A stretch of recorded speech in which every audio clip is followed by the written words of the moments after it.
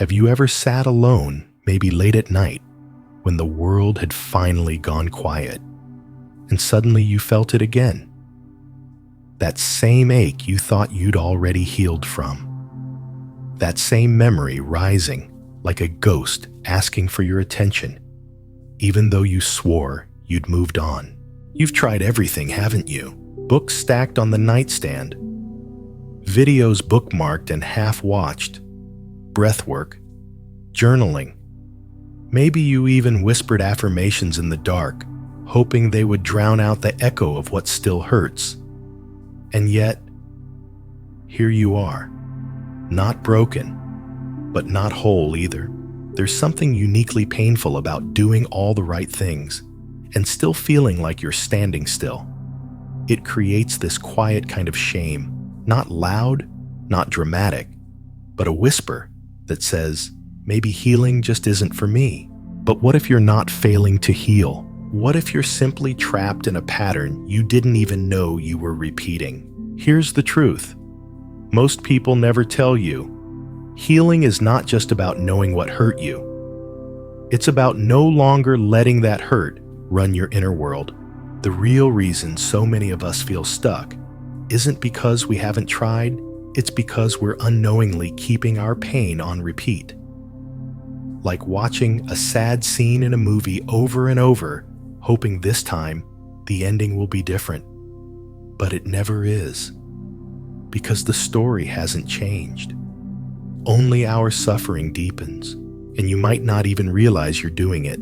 Sometimes it's in the subtle habits, like replaying a conversation that ended badly, thinking of what you should have said, or rereading old messages as if the past might rewrite itself if you just stare long enough, or lying in bed, heart beating just a little faster, because your mind won't let go of the moment you were misunderstood, forgotten, or left behind. These aren't just thoughts, they're echoes. And they multiply each time we give them more attention than they deserve. But here's the thing, your mind doesn't know the difference between what's happening now and what's being replayed. Every time you revisit that old memory, your nervous system braces as if it's happening all over again. The body tenses, the breath shortens, and the healing halts. Not because you're weak, not because you're doing it wrong, but because you were never taught that the greatest obstacle to peace is the habit of looking for closure in a door that has already closed. So let's start here, not with more effort, but with less replay, less proving, less searching for answers where only acceptance can exist. You are not too damaged to heal. You are just too loyal to the pain that once protected you. But even protection becomes a prison when you don't realize the threat is long gone. Let this chapter be the moment you ask yourself gently and without judgment, what pain have I made a home out of? And am I finally ready to step outside? There's something seductive about the past. It invites you in with the softest whisper. Come back, just for a moment. Think about what happened. Maybe this time you'll understand it better. And without realizing it, you're already walking backward, retracing every step, every word, every silence, looking for a missing puzzle piece that deep down you already know isn't there. Memory doesn't need to be loud to trap you. Sometimes it shows up quietly in the middle of a good day, like a shadow passing over the sun, a smell, a song, a familiar expression on a stranger's face. And suddenly, you're no longer here. You're back there. That one time you were left behind. That moment when love ended without explanation. That decision you made when you didn't yet know better. And before you can pull yourself back to the present, your whole body is reliving it. Not remembering it, reliving it. This is how memory works when it's unhealed. It doesn't show up to inform you. It shows up to arrest you, to stop your progress, to keep you rooted in the version of yourself that was still bleeding. And the strange thing is, there's comfort in it. You know the pain. You know the lines, the outcome. You've rehearsed it so many times, it feels almost safe. Because the future, the unknown, that's where risk lives. That's where you might have to trust again, love again, be vulnerable again. So the mind trying to keep you safe rewinds. But here's a truth that might sting. A little safety isn't always healing, and familiarity isn't the same as peace. You might be confusing the two. Let me tell you about Elena. She lost someone. Not to death, but to something that felt just as final betrayal.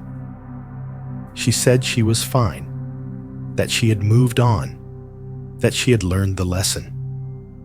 But late at night, when the world went quiet, she'd read old messages. She'd scroll through photos, not saved for sentiment, but for pain. She'd whisper arguments aloud, trying to win them this time. She wasn't healing. She was rehearsing, until one day, she asked herself a question. What if I'm more committed to remembering what happened than I am to allowing what could happen next? And in that question, something broke open. Because memory isn't meant to be a home. It's meant to be a reference, a teacher, not a jailer. You're allowed to visit it, yes, but you don't have to live there. You're not weak because you remember, but you don't have to turn remembering into reliving. Not every ache needs an audience. Not every story needs a sequel. And not every pain deserves to be carried into today. So take this moment, take a breath, and notice where has your memory been holding you hostage, and what would happen if just for today, you told your past, thank you for the lesson, but I'm no longer available to be your student. There's a rhythm to your inner world you might not even notice because it's been playing for so long. A quiet loop, a whisper that sounds like your own voice, telling the same story again and again. And if you're honest, it's exhausting. It's like being stuck on a treadmill in your mind, running, revisiting, reanalyzing, but never actually moving. You start the loop with good intentions. I just want to understand why it happened. But it ends with the same ache, the same frustration, the same heaviness in your chest that says nothing's changed. That's the thing about overthinking. It pretends to be problem solving. But most of the time, it's just problem preserving. Have you ever caught yourself arguing with someone in your head, not just once, but over and over? Trying out different comebacks, rewriting your reaction, hoping maybe you'd finally feel better about something that happened years ago. But does it ever work? Or does it leave you even more drained? There's a reason it's so hard to stop. Because the brain craves closure. It wants an ending, a resolution, a final frame to say it's over. But when that closure doesn't come, the loop begins. Like a child rewatching a movie, hoping the ending will be different next time. But you already know how it ends. You've seen it play out 100 times, and each replay doesn't make it lighter.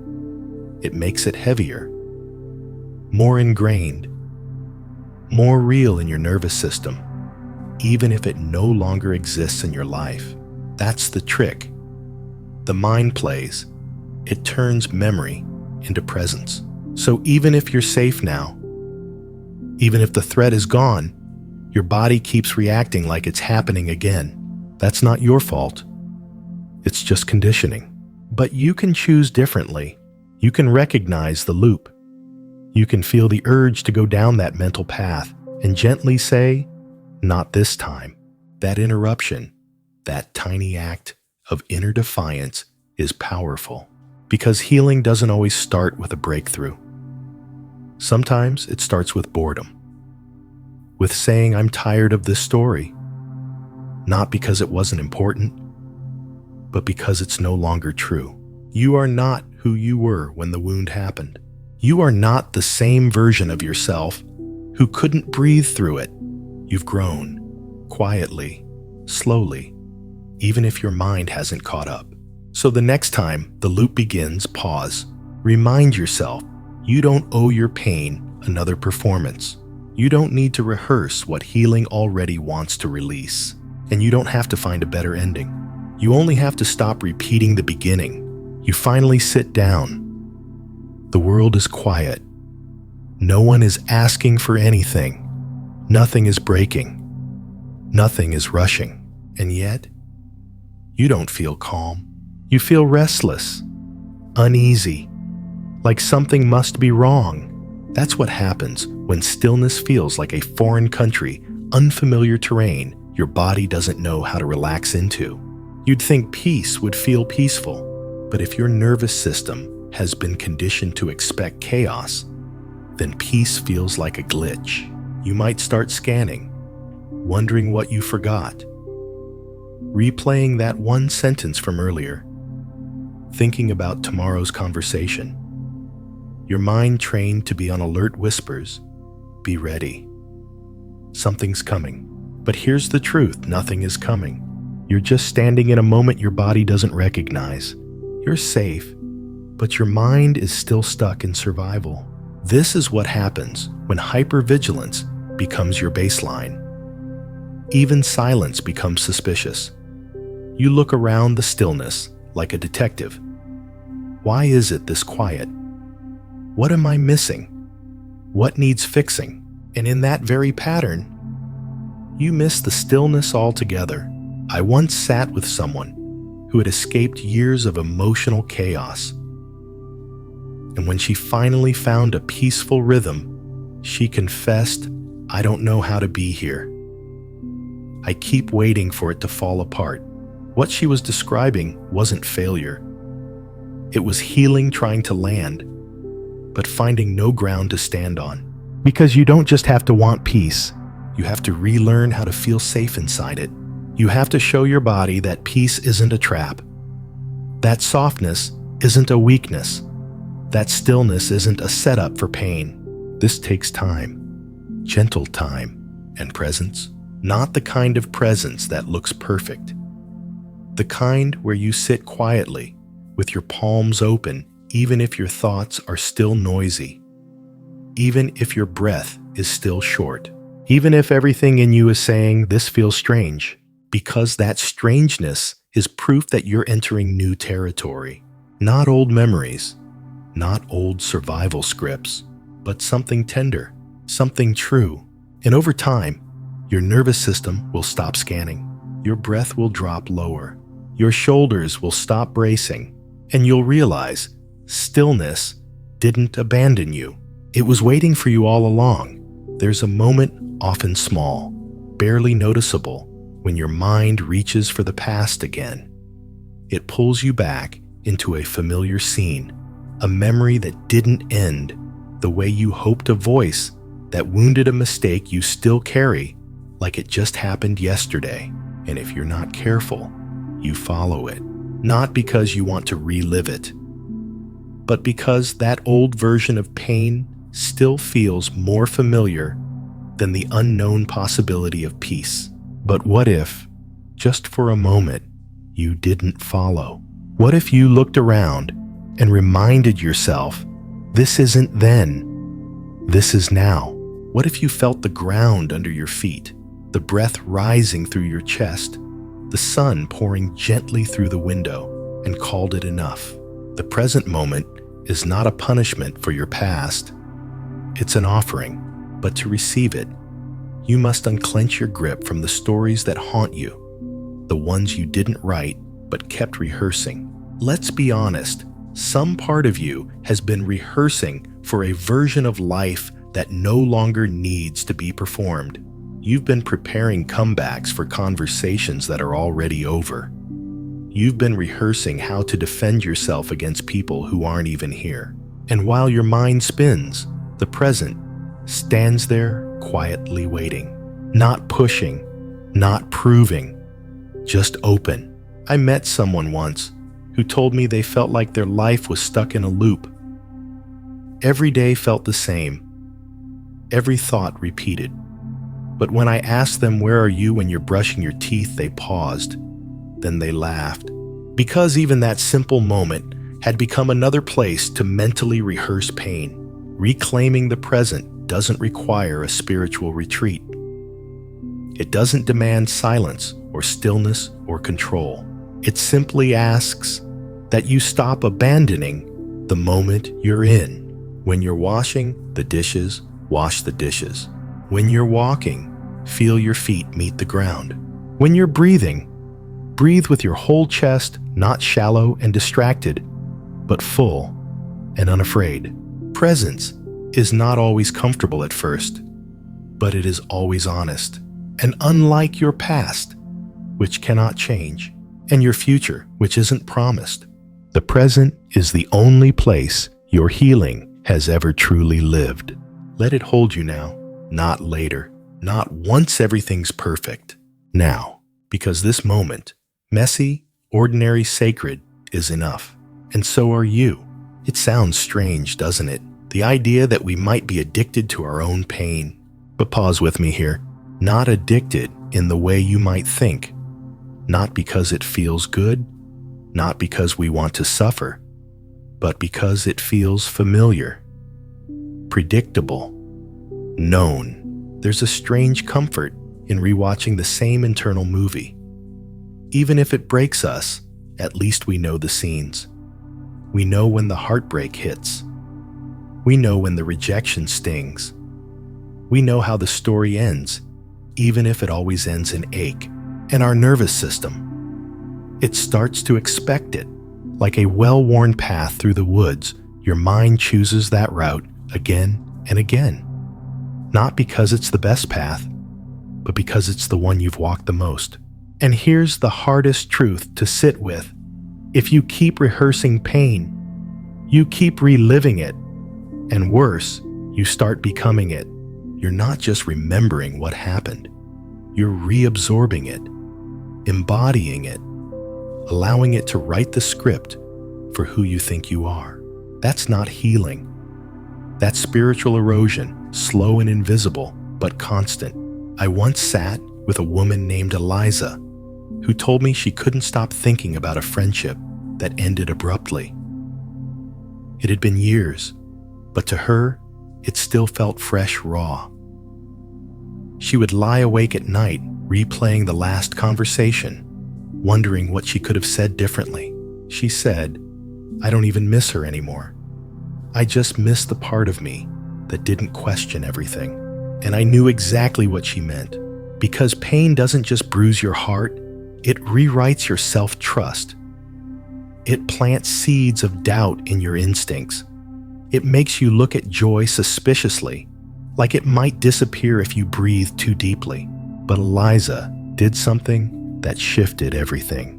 One night, instead of rehashing the story, for the 100th time, she got out of bed, stood in front of the mirror, and said to herself, "That's enough now. That version of me doesn't need to explain anymore.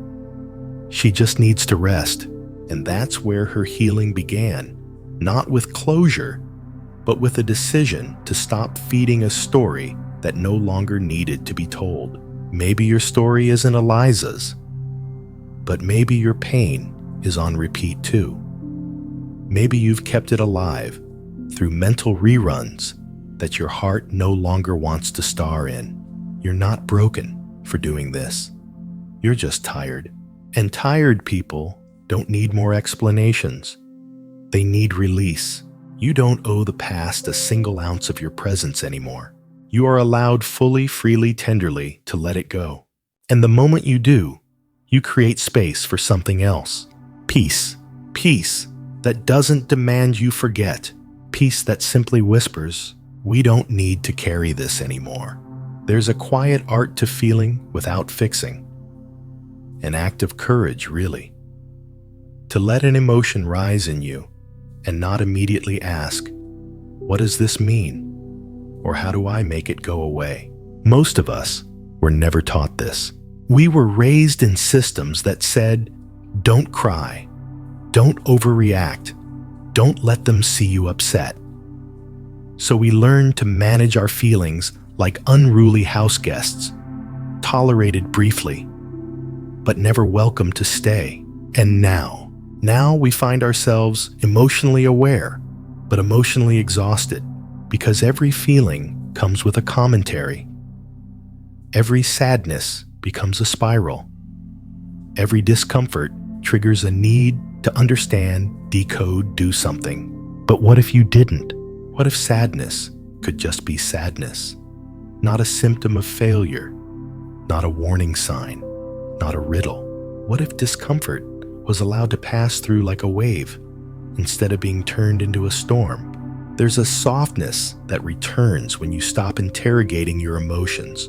I saw it in a man named Theo, a war veteran who spent years in silence after his return home. Not because he didn't feel, but because he felt too much. And when he finally spoke to me, he didn't say anything profound. He just said, "I wish someone told me I didn't have to make sense of everything I feel." And I held that sentence in my chest like a candle, because we've made feeling synonymous with understanding. But not everything your body feels needs to become a theory. Some of it just needs to be held. You are not here to perform emotional intelligence. You are here to be a whole human, messy, tender, confused, clear, all at once. You are not here to monitor your mood like a weather report. You are here to stand barefoot in the rain and know that even the storm has a place in your becoming. So the next time you feel something rise, don't rush to fix it.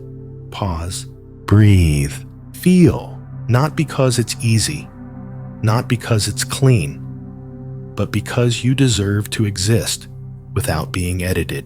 There is no award for being emotionally efficient. There is only the quiet peace of finally letting yourself be. And maybe, just maybe, that's where true healing begins. Have you ever noticed how silence makes people nervous? Like it's a mistake that needs correcting, a void that needs filling, a pause that needs pushing past. But maybe silence isn't a gap. Maybe it's a doorway, a place where something deeper lives. Not in the words, not in the noise, but in the breath between. We've been taught to perform, to speak, to respond, to keep conversations moving. But healing doesn't speak in bullet points. It whispers. And often, it waits for us in the quiet. I remember sitting with a friend once, her grief too big for words. And instead of offering advice, I simply sat beside her. No fixes, no phrases, just presence. And later, she told me that silence saved me more than anything you could have said. Because silence is not the absence of care. Sometimes it's the loudest kind of love. When you stop trying to say the right thing or be the right version of yourself and simply allow the moment to exist, you make room for the realness underneath the roles. You create space, not just for others, but for yourself. You start to hear your own heartbeat again, the rhythm of your breath, the quiet hum of your being that's been drowned out by the world's volume. And the wild part, in that silence, your nervous system starts to settle.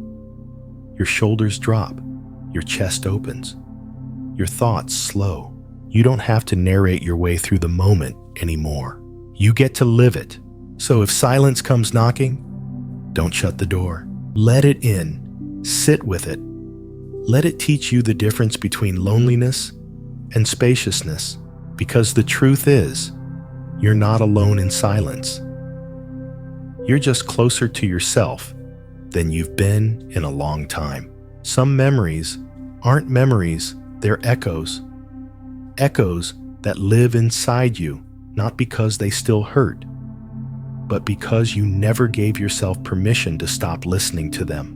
You didn't mean to replay that moment, the words they said, the look they gave, the silence that followed. But your mind, trying to protect you, pressed rewind again, not because you want to suffer, but because somewhere along the way, it learned that staying in the loop felt safer than facing the unknown. Pain can become a habit, especially emotional pain.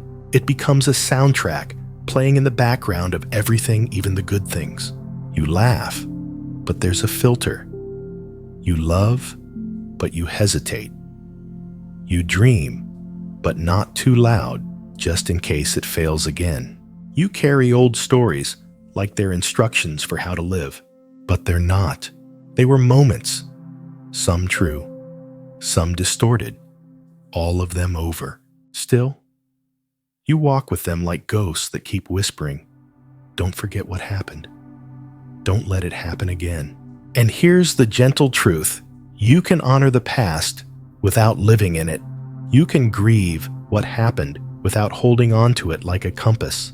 You can remember without returning, because healing doesn't always look like transformation. Sometimes it looks like soft detachment, a quiet breath where your nervous system finally stops bracing for something that already ended. I remember someone once said to me, "I don't think I'm afraid of the past. I think I'm afraid of who I became because of it, and who I'll have to be without it." And that stayed with me, because sometimes the story you've been telling yourself, "I'm the one who was left. I'm the one who failed. I'm the one who always has to be strong," becomes so familiar that you can't imagine life without it. But life continues anyway, and so does your healing if you let it. You are not what happened. You are what's happening now. And what's happening now is different. So if your mind takes you back, again, place your hand over your heart. Feel it beating. Tell yourself softly, "That moment already passed. But I didn't. I'm still here. And I get to move forward, even if the story tries to follow me." You're not broken for remembering, but you are free to choose something else now, even if it's just one breath at a time. There's a moment, quiet and small, where something inside you sighs, not in defeat, but in relief. A moment where your mind, exhausted from the running, finally slows down. Not because everything is figured out, not because all the wounds are gone, but because something deeper than thought whispers, "You don't have to keep trying so hard anymore." And maybe that's where healing begins, not in some grand transformation, but in the gentle decision to return to yourself. Not the hyper-aware, overly tuned-in version of you. Not the performer, the protector, the thinker who holds it all together. Just you, the one underneath, the one who existed before all the stories, before the patterns, before the survival strategies, the one who still knows how to laugh without checking first, the one who still remembers how to feel without filtering it, the one who doesn't need to prove, earn, or edit. She's not gone. She's just been waiting for silence long enough to be heard again. You don't need to fight to get her back. You only need to stop moving away.